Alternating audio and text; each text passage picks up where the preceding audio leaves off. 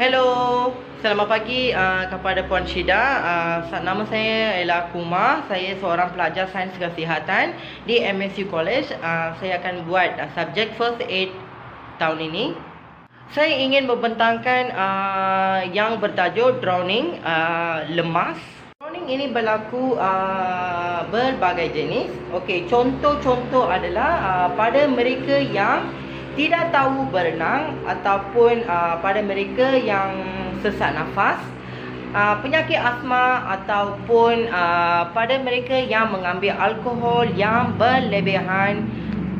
Mereka pergi ke tempat rekreasi seperti swimming pool, tempat berenang ataupun di laut ataupun pantai.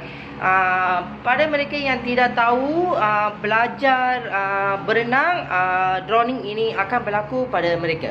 Ini ada dua jenis, satu unconscious, yang kedua tu conscious mind.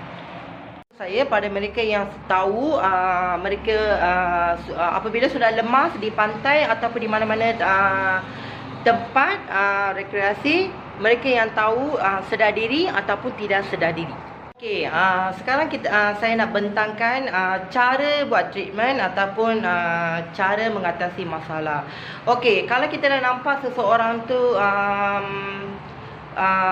sangkut ataupun lemas di pantai ataupun di mana-mana tempat rekreasi yang berada air, okey, kita haruslah tengok keselamatan diri kita dulu. Sama ada kita tahu berenang, boleh selamat mangsa itu, ataupun kita meminta bantuan daripada orang lain.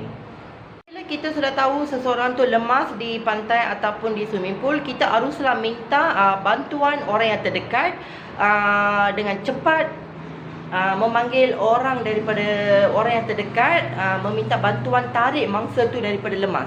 Terlalu excited kalau pada diri kita sendiri tidak tahu berenang dan meminta bantuan dari kalau kita tidak tahu berenang, janganlah kita cuba melompat ke dalam air untuk cuba selamatkan mangsa. Itu adalah cara yang salah. Kita sudah tarik mangsa ke darat, kita haruslah kena check doktor ABC.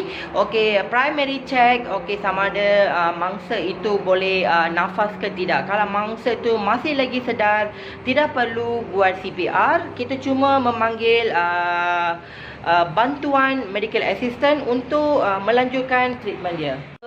Kalau mangsa itu tidak sedar diri dan tidak boleh bernafas, kita haruslah memanggil bantuan medical assistant untuk melanjutkan treatment yang seterusnya seperti CPR dan juga bantuan-bantuan lain daripada medical assistant. Apabila mangsa sudah telah ditarik ke darat, ini senario kedua. Kalau mangsa itu tidak sedar diri, kita harus buka dia punya airways. Kita tarik dagu dia ke atas, buka mulut macam ni, biar angin masuk untuk mendapatkan oksigen yang cukup.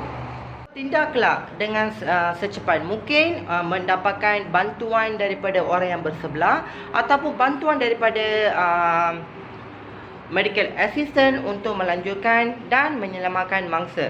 Jangan mengambil risiko kalau tidak tahu sesiapa tahu berenang. Jangan cuba melompat ke dalam air untuk menyelamatkan orang. Kalau kita sendiri tidak tahu berenang, dia akan jadi kesan lagi besar dan juga kita akan jadi mangsa lagi satu yang lemas. Itu saja Puan Syida, my explain.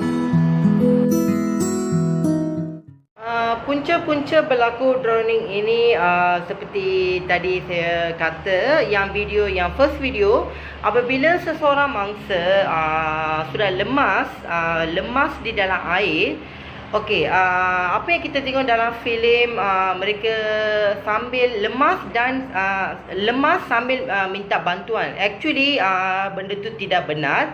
Apabila seseorang tu sudah lemas di dalam air, mereka akan tenggelam. Okey, masuk badan ke dalam air, keluar ke dalam air, keluar ke dalam air, keluar.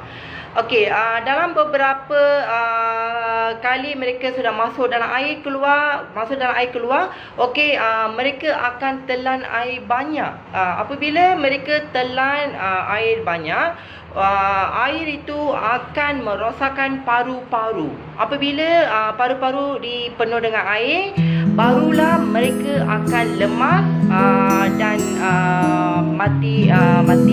bukan mati otak. Paru-paru mereka akan rosak dan tidak boleh nafas. Mereka akan masuk ke dalam air.